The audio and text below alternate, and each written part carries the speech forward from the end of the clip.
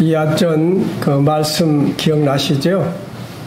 옛사람을 벗고 새사람을 입으라는 그런 주제로 말씀을 드렸었죠.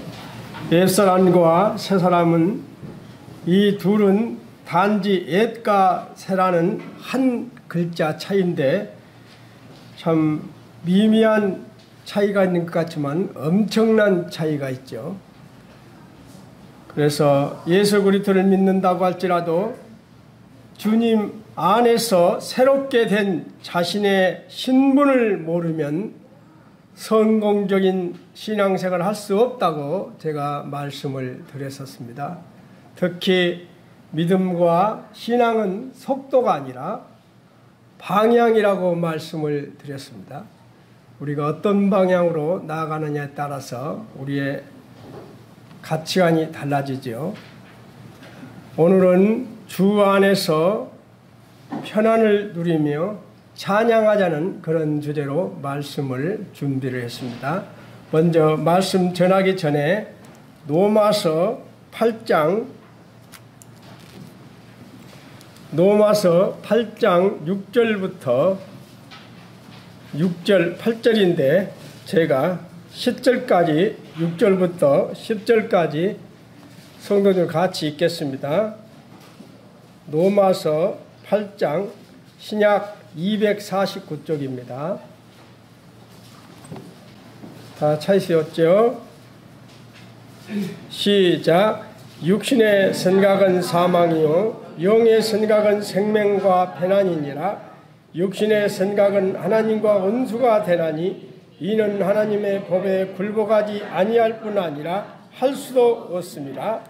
육신에 있는 자들은 하나님을 기쁘게 할 수 없느니라.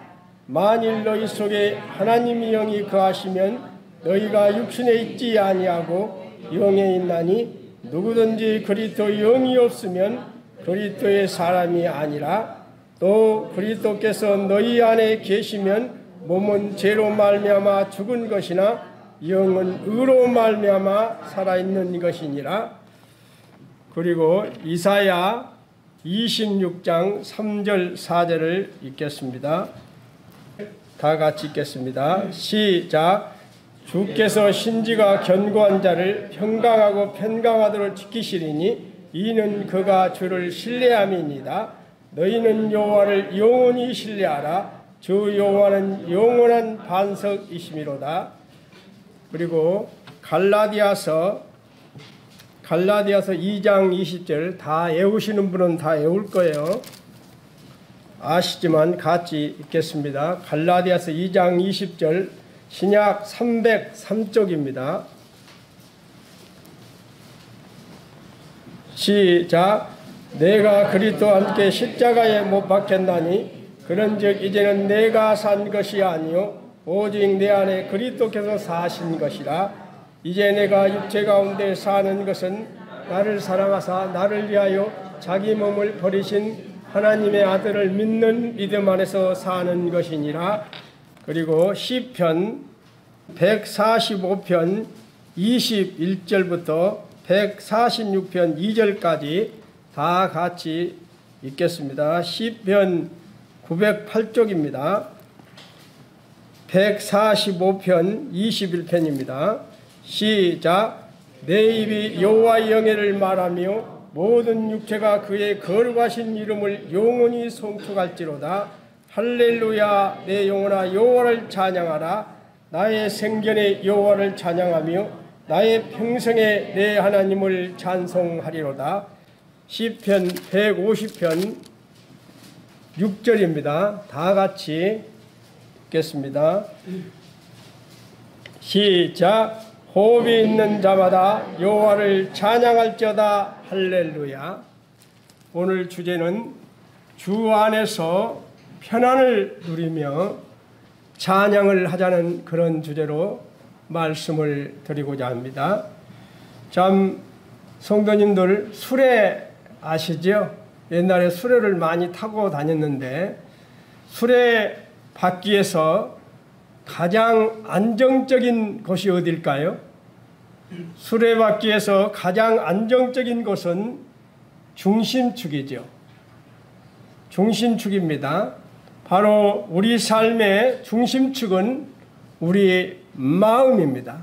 그렇죠? 우리 마음이죠.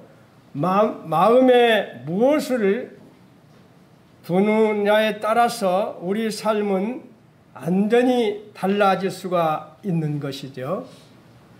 그래서 많은 그리스도인들이 이런 말을 하고 이런 고민들을 하지요.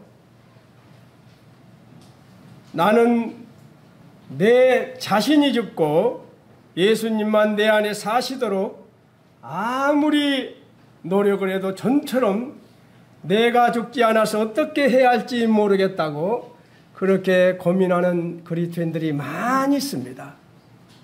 그리고 욕심을 다 버리고 내 자신도 버려야만 참된 마음에 편안을 얻겠는데 쉽게 버려지지 않는다고 고백하는 그런 분들 주변에 많이 있지요. 참 많은 그리스도인들이 이와 같은 고민을 하는 것이 사실입니다. 그래서 우리 마음이라는 게 참 간사스러우면서도 우리가 어떤 마음을 가지고 사느냐에 따라서 우리가 마음의 편안을 얻기도 하고 똑같은 문제인데 편안을 누리지 못하고 상당히 참 마음의 불편함을 느끼며 살아가기도 하죠. 참 갑자기 그런 생각이 드는데 우리가 큰 일을 보고 나서 내 대변을 보고 나면 더럽다고 느낍니까? 아니지요. 전혀 내가 신뢰하는 것은 더럽지가 않습니다. 그런데 공중 화장실에 가서 남들이 신뢰한 것을 보면 더럽다고 바로 나오고 다른 것을 찾아서 들어가죠. 그리고 자녀들을 키울 때, 손자, 손녀들을 키울 때 그 똥이 더럽던가요? 오히려 자식의 똥을 치우며 손자, 손녀의 똥을 치우며 오히려 마음에 행복을 느끼죠. 똑같은데 그렇게 다르다는 거예요. 우리 마음이 그렇다는 거예요. 우리 마음같이 간사한 것이 없죠. 우리 하진이는 많이 웃는데 바로 우리가 나 자신이 살아있고 마음을 비우지 않는 한 편안을 얻기 어렵다는 것입니다. 저도 이제 만으로 68세요. 한국 나이는 70이 되었어요. 그런데 나이가 먹어가다 보니 정말 이제 내 자신을 어떻게 다스릴지 알아지고 참 어떻게 마음을 비우는 것이 정말 주님 앞에서 합당한 삶인지를 조금씩 깨달아가게 되더라는 말입니다. 내 자신이 살아있고 마음을 비우지 않는 한 편안을 얻기가 어렵습니다. 진정한 편안을 누리기에 자신으로부터 벗어나는 것, 나의 자아가 죽는다는 것은 어떤 것일까 한번 생각해 보는 그런 시간을 갖고자 합니다. 참 우리 성도님들, 야곱의 첫째 분이 누구지요? 누구지요? 레아지요. 레아지요. 레아는 시력이 약하고 나엘은 곱고 아리따우니 그리고 라헬은 외모가 아름답고 얼굴이 예뻤다고 말을 하고 있습니다. 참 우리가 잘 아는 야곱이 장자권을 얻기 위해서 자기 형을 속이고 그 형 예서가 너무 성질이 나서 동생을 죽이겠다고 하니까 야곱의 어머니가 어떻게 했어요? 친정으로 자기 동생이 살고 있는 라반 집으로 피신을 시키죠. 그래서 야곱이 어떨결에 에산촌 집에 도망을 갔습니다. 근데 우리나라 같으면 상상도 못할 일인데 사촌 여동생이에요. 사촌 여성 등을 보고 뿅 간 겁니다. 나이를 보고 예쁘구나. 그렇게 하고 이제 에산촌과 노동 계약을 한 것이죠. 7년간 내가 일해주면 저 라헬을 내 아내로 달라고 그렇게 했죠. 그래서 7년간 열심히 일을 했습니다. 그런데 첫날 밤을 지나고 아침에 일어나 보니 그렇게 사랑하는 라헬이 아니라 레아였죠. 그래서 야곱은 라헬을 얻기 위해서 어쩔 수 없이 다시 7년이라는 세월을 열심히 일을 하지요. 참 라헬을 사랑했지만 레아를 사랑하지 않았습니다. 그럴 때 레아의 마음은 어떻게 했을까요? 얼마나 마음이 그랬을까요?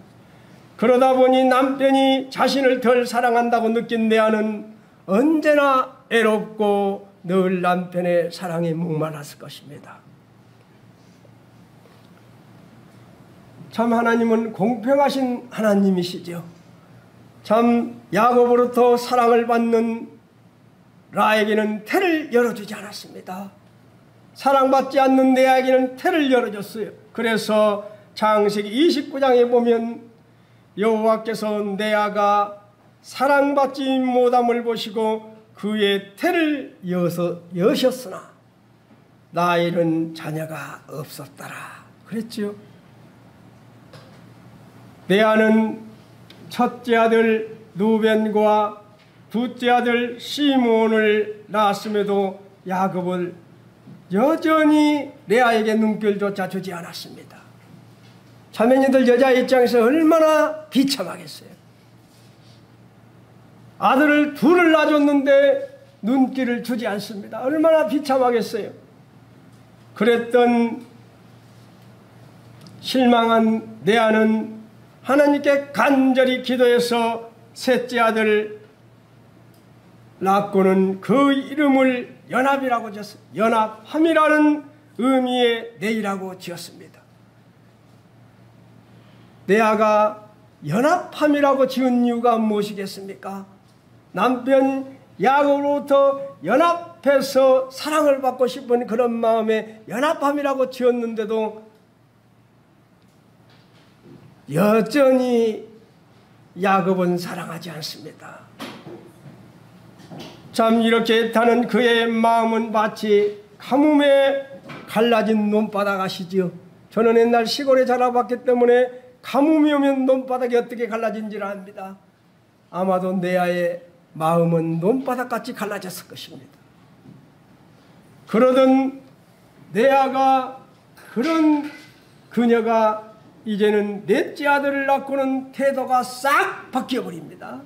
셋째까지는 그렇게 간절하게 한 그 레아가 넷째 아들 이름을 찬송이라는 뜻의 이름을 짓고 유다라고 지었지요.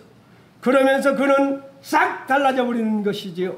어떻게 달라졌습니까? 설령 남편이 사랑해주지 않더라도, 설령 내 남편이 나를 사랑해주지 않더라도 남편에게 잘 보이기 위해서 살지 않겠노라고, 그리고 오직 하나님만을 의지하고 하나님만을 찬송하며 살겠다고 그 이름을 찬송이라고 지은 것입니다. 유다라고 지은 것이죠. 의지의 대상이 남편에서 하나님으로 완전히 바뀌어 버렸습니다.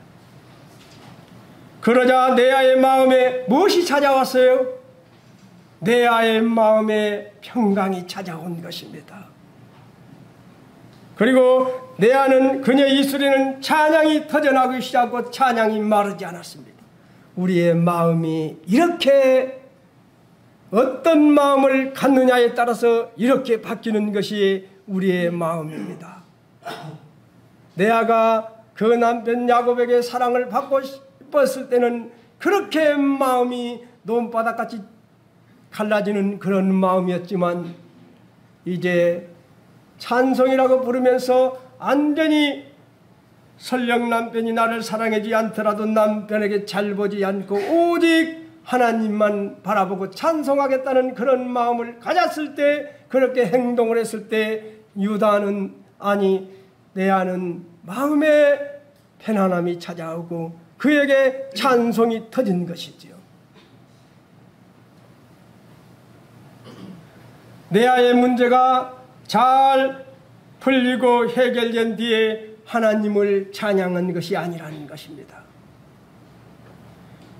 야곱을 오맹물망 바라보았지만 채울 수 없던 그 목마름, 그 목마름을 채울 수 있는 분은 오직 하나님을 뿐임을 깨닫고 넷째 아들 이름을 찬양이라고 지른 것입니다.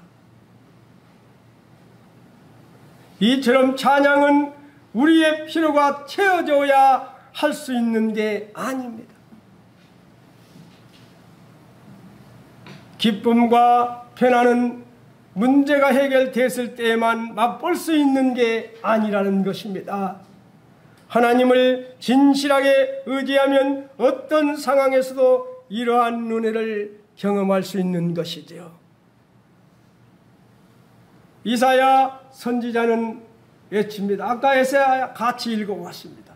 이사야 선지자는 어떻게 외칩니까? 주를 한결같은 마음으로 의지하는 사람에게 주께서 평안을 넘치도록 부어주실 것이라고 말씀하십니다. 왜요? 주님을 의지하기 때문입니다. 바로 주께서 심지가 견고한 자를 평강하도록 지키시리니 이는 그가 주를 신뢰함이니라고 말하고 있죠. 그리고 이사야 선지자는 또 일치지요. 너희는 영원토록 주님을 의지하여라. 주 하나님만이 너희를 보호하는 영원한 반석이다 하면서 외치고 있습니다. 이사야 26장 4절에서는 너희는 여호와를 영원히 신뢰하라. 주 여호와는 영원한 반석이시다고 말하고 있지요. 바로 주님을 의지하는 사람은 어떤 상황에서 뭐라고요? 흔들리지 않는다는 사실입니다. 주님께서 반석과 산성이 되어 주심을 느끼며 편안을 누릴 수 있어요. 찬양할 수 있습니다. 내아처럼 하나님을 의지하고 찬양할 수 있는 것이지요. 어떻게 우리가 어떤 마음을 갖느냐에 따라서 완전히 달라지는 것입니다. 똑같은 똥인데 어떤 똥은 더럽게 보이고 어떤 똥은 아무렇지가 않습니까? 우리의 마음이 어떤 마음을 갖느냐에 따라서 달라진다는 것이죠.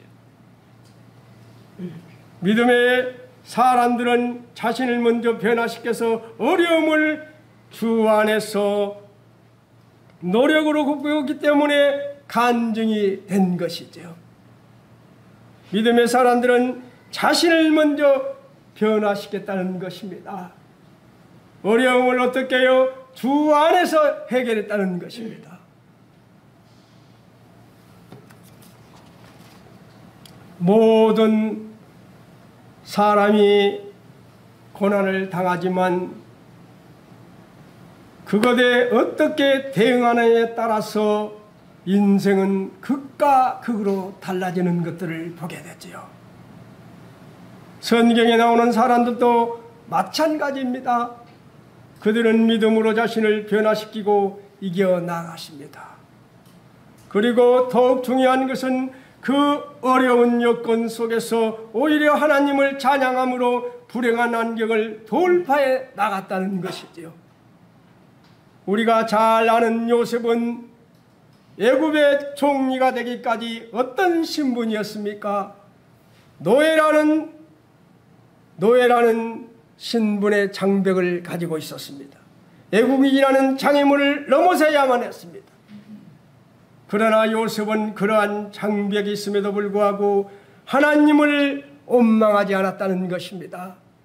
그러한 상황 속에서 17살 때 팔려가서 30살에 요셉의 총리가 되게 13년이라는 세월 동안 그는 주권을 인정했다는 것입니다. 얼마든지 사람으로 생각하면 자기 주인의 아내를 해서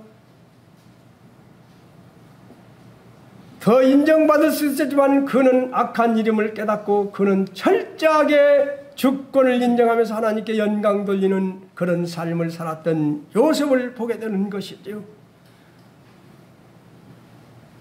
요셉은 그러한 장벽이 있음에도 불구하고 하나님을 원망하지 않고 주권을 인정하면서 어떤 삶을 살았습니까? 하나님께 찬양을 했다는 것입니다. 그리하여 이스라엘의 가장 축복받던 인물이 되었지요. 찬양이라는 소리를 하니까 또 생각이 나는데요. 제가 목요일날 저녁에 저의 형님과 한 1시간 이상을 통화를 했어요. 참 형제간끼리 저녁에 이렇게 통화를 하니까 너무 좋았어요. 같은 믿음 안에 있기 때문에 믿음의 그런 교제들을 하다가 형님이 저에게 그런 이야기를 했어요. 우리 대학로도 이제 다른 데로 옮기려고 한다고. 대학로가 참 복잡하죠. 대학로 교회를 제가 한 10년 전에 가보았는데 2층 3층을 쓰는데 주차하기도 곤란하고, 어떤 성도님이 5층을 600평을 헌신했습니다. 600평을 내놓고 대학로 교회가 600평을 리모델링해서 쓰라고 내놨습니다.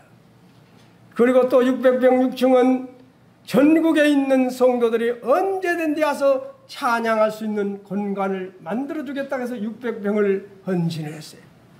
도합 1200평이 그 대학로에서 얼마 머지 않는 곳에, 또 지하주차장은 2층 3층 지하주차장이 너무 좋아서 그런 좋은 환경을 갖춘 그곳에서 할 수 있다는 그런 이야기를 들었어요.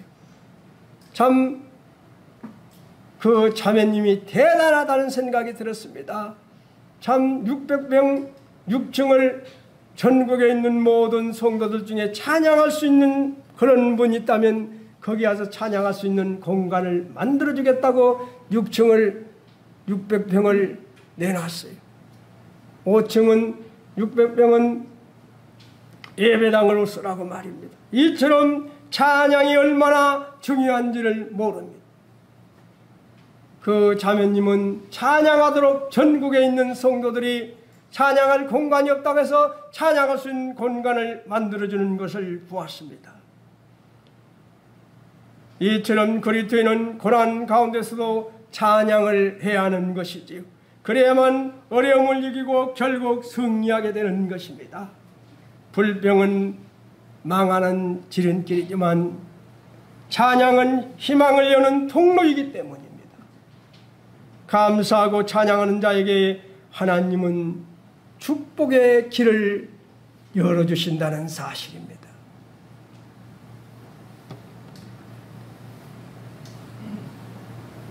나를 구원하신 하나님께 마음을 표현할 때 우리는 노래로 감사합니다. 노래로 높여 올려드립니다. 이것이 찬양이요 이것이 찬송입니다. 아무리 힘들고 고달파도 주님을 향한 노래의 이유를 발견하고 찬양하는 삶은 반드시 삶이 풍요로워진다는 사실입니다. 우리 성경에 한번 보세요. 하나님을 찬양했던 사람들이 어떻게 살았는지를 성경 말을 해주고 있습니다. 그리스도인의 찬양에는 분명한 이유가 있다는 것입니다. 억지로 하는 것이 아니라 먼저 우리 주 예수 그리스도의 아버지 하나님을 우리는 찬양해야 하는 것이지요. 우리를 죄인에서 의인으로, 불순종의 자녀에서 순종의 자녀로, 어둠의 자녀에서 빛의 자녀로 우리는 거듭났습니다. 아버지 하나님께서 이런 자를 양아들로 인정해 주셨습니다. 여기 있는 분들을 자녀로 인정해 주셨습니다. 그리고 이런 죄인을 의롭다 해 주셨습니다. 이런 자가 감히 아버지 하나님을 향해서 아빠 아버지라 부를 수 있는 그런 신분이 되었다는 것입니다. 죄의 문제가 우리는 해결되었습니다. 영생을 얻었습니다. 또한 하나님 나라의 천국에 들어가게 되었습니다. 이것은 우리가 잘나서가 아니지요. 예수 그리스도께서 십자가에서 흘리신 대속의 피, 사랑의 희생으로 가능해졌습니다. 이보다 더 확실한 찬양의 이유가 있겠습니까? 우리가 찬양의 이유가 있겠습니까? 이것이 어떠한 어려움 속에서도 찬양을 해야 할 이유인 것입니다. 저는 저희 군산 번영록교회 성도들이 신령과 진정으로 예배를 준비하고 예배에 동참해달라고 매일 부르짖고 있습니다. 그런데 연속 한 분이 늘어나는 것을 보게 되지요. 오늘 몇 분 하신지 아십니까? 오늘이 우리 교회에서 제일 많이 동참했어요. 우리는 형제이기 때문에 준비를 해서 나와서 그 이름에 합당한 영광을 돌려야 하는 것입니다.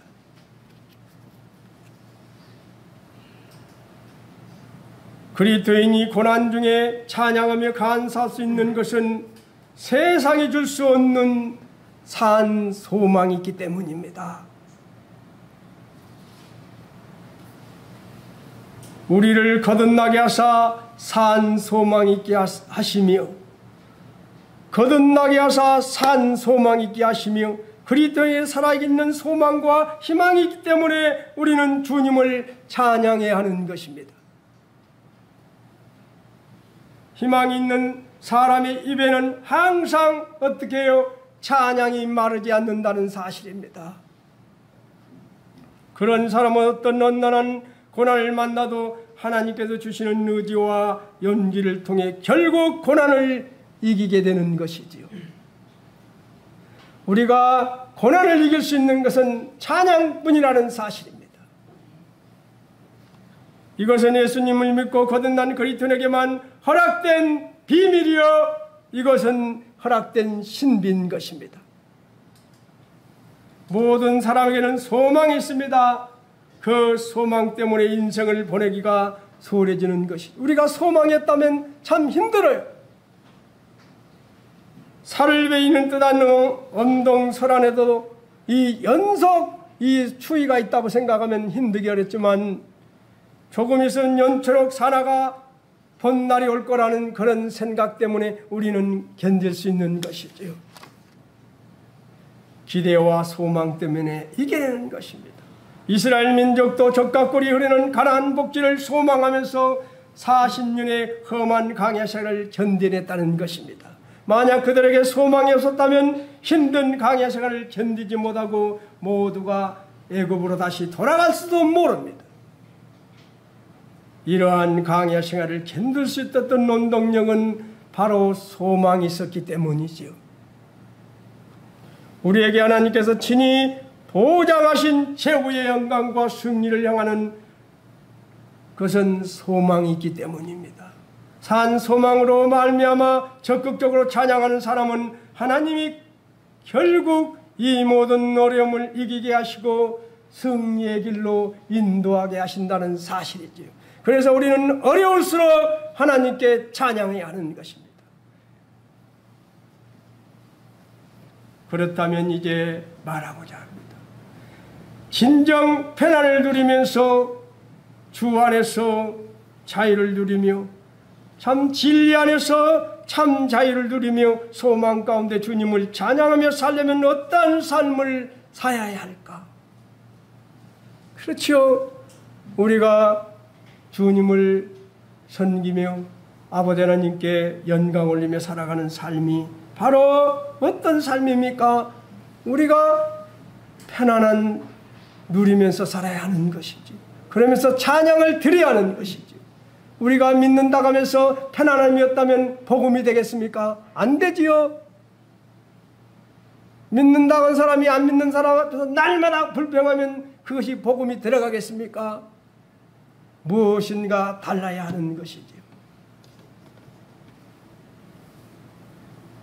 믿음의 대선배인 사도 바울은 내가 죽는 일이란 내가 그리스도와 함께 십자가에 못 박혀 죽고 내 안에 주님께서 사시는 삶이라고 말하고 있는 것이지요. 그래서 아까 갈라디아서 2장 20절에 말씀을 다 읽었습니다. 뭐라고요? 내가 그리스도와 함께 십자가에 못 박혔나니 그런즉 이제는 내가 산 것이 아니요 오직 내 안에 뭐라고요? 그리스도께서 사신 것이라. 이제 내가 육체 가운데 사는 것은 나를 사랑하사 나를 위하여 자기 몸을 버리신 하나님의 아들을 믿는 믿음 안에 사는 것이니라. 바로 예수님과 하여 진리를 받으면 예수님과 연합하여 죽었다가 새 생명으로 다시 사는 삶을 상징하는 것이다. 로마서 6장에서 말하지요. 우리의 사람이 예수와 함께 십자가에 못 박힌 것은 제 몸이 죽어 다시는 우리가 죄에서 종노릇하지 아니하려 함이라고 말하고 있습니다. 죽는다는 것은 관계의 단절을 말하는 것입니다. 어떤 일에도 반응하지 않는 것을 의미하는 것이지요. 그리스도의 예수의 사람들은 육체와 함께 그 정욕과 탐심을 십자가에서 못 박았느니라고 갈라디아서 5장 24절에서 말하고 있지요. 내가 죽는 일이란 이론적으로는 이해가 되지만 실제로 실천하기는 매우 어려운 일이죠. 그렇지요. 내가 죽는 일이란 이론적으로는 이해가 됩니다. 실제로 실천하기는 매우 어렵습니다. 그렇지요. 그렇지만 하나님의 크신 은혜의 가치를 우리가 분명히 안다면, 하나님의 크신 은혜의 가치가 우리가 분명히 깨달았다면 우리는 변화될 수밖에 없는 것이지요. 우리의 주님의 사랑의 가치를 안다면, 우리가 주님의 사랑의 가치를 분명히 깨달았다면, 그 사실을 믿는다면, 이 앞전 주일에 한규생장님이 동영상 틀어놓고 봤지요. 우리 주님이 십자가에서 어떻게 못을 박혀서 돌아가시는지를 보았습니다. 양 손목 발못에 18cm 된 못을 박아서 다시 그 십자가를 뒤집어서 그 나온 못을 다시 해왔지요. 우리 주님이 그렇게 죽어야 했습니까? 그런 사실을 우리가 우리 주님의 사랑의 가치를 분명히 깨닫고 안다면 우리는 죽어야 하는 것이지요. 나는 십자가에서 죽었노라 고백을 해야 하는 것이지요. 모든 것을 버리고 비우는 일도 이론적이는 이해는 되지만 실제로 실천하기는 매우 어렵습니다. 그래서 누가 확 끼르는 소리 하면 이게 올라오지요. 저도요, 40대 중반부터 제가 장로 일을 했는데 40대 중반, 50대, 60대, 70대로 가면서 나를 돌아보게 되는 것이죠. 왜 나는 그때 그렇게 했을까? 왜 내가 그렇게 죽지 못했었을까? 그런데 이제 나이가 먹어가다 보니 우리 주님의 사랑의 가치를 우리가 분명히 깨달으니까, 믿으니까 어떻게 되는 거예요? 우리 주님을 바라보면서 내가 죽는 것이죠. 그래서 사도 바울은 내가 죽노라고 매일 이야기하는 것이죠. 모든 것을 버리고 비우는 일, 이론적으로는 이해는 되지 않지만 실제로 실천하기는 매우 어려운 일입니다. 그러나 하나님의 크신 은혜의 가치를 진정으로 깨닫고 받아들인다면 가능한 일인 것이죠. 주님의 사랑을, 그 크신 사랑을 확실히 깨닫고 믿는다면 사도 바울 같은 고백을 우리도 할 수 있는 것이죠. 어떻게? 나는 매일 죽노라고 할 수 있는 것이죠. 우리 주님께서 어떠한 사랑을 우리에게 베푸셨는가를 안다면 할 수 있는 것이죠. 그때 십자가에서 우리 주님이 십자가에 못 박혀 테텔레스타이 다 이루었다고 한 후에 한 눈물이 툭 떨어지는 것을 봤죠. 십자가 밑에. 그것이 누구의 눈물입니까? 우리 아버지 하나님의 눈물이 아니었습니까?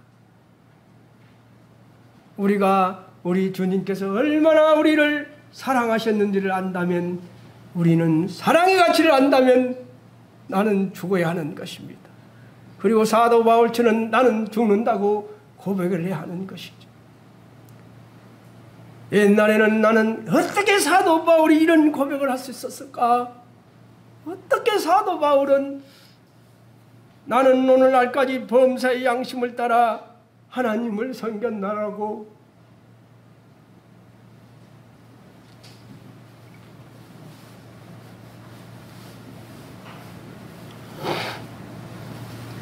나를 본받으라고 고백할 수 있었을까? 그런 생각들을 많이 했는데 이래서 사도 바울이 고백할 수 있었구나. 이런 것을 이제 나이가 먹어가니까 터득하더라는 말입니다. 우리 주님이 나를 얼마나 사랑하셨는지를 우리가 깨닫는다면, 우리 아버지 하나님의 사랑의 가치를 우리가 분명히 안다면 우리는 죽을 수밖에 없는 것입니다. 내가 산다는 것은 문제가 있는 것이지요. 나는 오늘날까지 범사의 양심을 따라 하나님을 섬겼노라. 나를 본받으라고 그렇게 고백할 수 있는 우리 군산 번영록교회 성도님들이 많이 나오기를 바랍니다. 사람이 할 수 없는 것을 하나님께서는 하신다는 거예요. 내가 십자가에서 못 박혀 옛사람이 죽고 새사람이 되는 것, 옛사람을 버리고 욕심을 비워버리는 일은 나 스스로는 절대 할 수 없다는 거예요. 우리의 주님의 크신 사랑과 아버지 하나님의 크신 사랑을 깨달을 때 하나님께서는 하실 수 있도록 우리를 만들어준다는 사실입니다. 그러므로 내가 하려지 말고 나 자신을 하나님께 맡겨드려야 하는 것입니다. 수고하고 무거운 자들아 다 내게로 오라. 내가 너희를 쉬게 하리라. 내가 죽는 일, 나를 버리는 일을 내 힘으로 하려고 하면 온갖 부작용이 생겨난다는 거예요. 내가 할 수 없는 일을 하나님께서는 다 하실 수 있다는 것을 알았다면 날마다 내가 죽고 하나님께서 내 안에 사시도록 기도하고 간구를 해야 하는 것입니다. 즉 기도와 간구를 통하여 모든 것을 버리고 주님을 쫓아 살아가도록 하나님을 의지하는 것이죠. 시편 55편 22절에 말합니다. 내 짐을 여호와께 맡기라. 그가 너를 붙드시고 의인의 요동을 영원히 허락하지 아니하시리로다. 그리고 우리가 언제나 수요일날 기도할 때마다 읽던 빌립보서 4장 6절에 말하지요. 아무것도 염려하지 말고 다만 모든 일에 기도와 간구로 너희 구할 것을 감사함으로 하나님께 아뢰라. 감사함으로 하나님께 아뢰읍시다. 우리의 신앙생활은 성령님께서 이끌어 주신다는 거예요. 우리의 연약함을 아시는 보혜사 성령님께서 도우심을 간절히 간구하고 하나님께 마음의 평안을 주실 것을 굳세게 우리가 믿는다면 그 방법과 그 결과는 하나님께서 인도하십니다. 아멘이죠? 우리의 연약함을 아시는 보혜사 성령님께서 도우심을 우리가 간구하면 그 방법과 결과는 하나님께서 우리를 인도하십니다.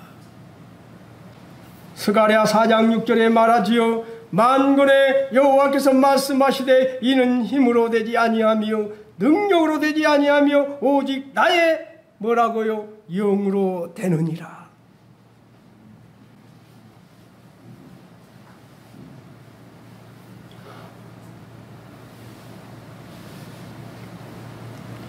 마음의 경영은 사람에게 있어도 말의 응답은 여호와께로부터 나오느니라고 분명히 잠언 16장 1절에서 말하고 있습니다. 성령님께서 오시면 주님으로 충만하고 주님과 더불어 살아갈 수 있도록 만들어 주신다는 사실입니다. 그래서 저는 저희 군산 번영록교회 성도님들이 안디옥 교회 성도들처럼 성령의 음성을 들을 수 있는 그런 영성을 달라고 매일 부르짖습니다.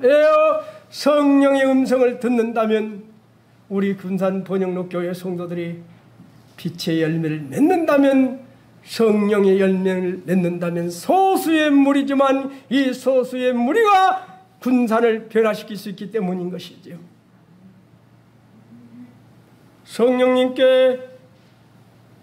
성령님께서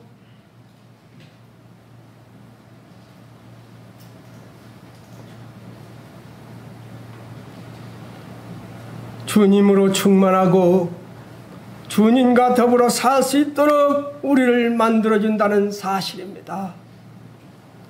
이 세상의 소용돌이치는 환경 속에서 수없이 부딪혀오는 문제들을 우리가 극복하려면 내가 죽어야 하는 것이지, 나를 비워야 하는 것이지요. 그래야만이 환경 속에서 수없이 부딪혀오는 문제들을 우리가 극복할 수 있는 것이지요. 이것이 믿지 않는 자들에게 간증이 되는 것이지요. 내가 살아있으면 하나님께서 내 속에서 역사하실 수 없다는 것입니다. 하나님을 간절히 의지하고 믿고 기도하고 성령님을 의지하면 주님 안에서 편안을 얻고 은혜와 능력과 기사와 이적을 체험할 수 있는 것이, 그리고 우리는 내아처럼 찬양할 수 있는 것이지요. 마음을 확 바꿔버리니까 어떻게 됐습니까? 돈바닥같이 갈라지던 그 마음이 편안을 얻고 우리 아버지 하나님께 찬양을 해버렸습니다. 우리의 마음은 어떤 마음을 갖느냐가 중요한 것입니다. 할렐루야, 내 영혼아 여호와를 찬양하라. 나의 생전에 내 하나님을 찬송하리로다. 호흡 있는 자마다 여호와를 찬양할지어다. 할렐루야. 우리 찬양합시다. 그리스도인의 찬양에는 분명한 이유가 있다고 말씀을 드렸습니다. 그분의 크신 은혜와 사랑이 있기 때문에 우리는 찬양을 해야 되고, 또 우리는 그분의 사랑과 은혜가 있기 때문에 우리는 편안을 누려야 하는 자녀인 것이지요. 우리 죽고 마음을 비웁시다. 그리고 편안을 누리고 우리 주님께 찬양하는 그런 한 주간이 되시기를 기원합니다. 감사합니다.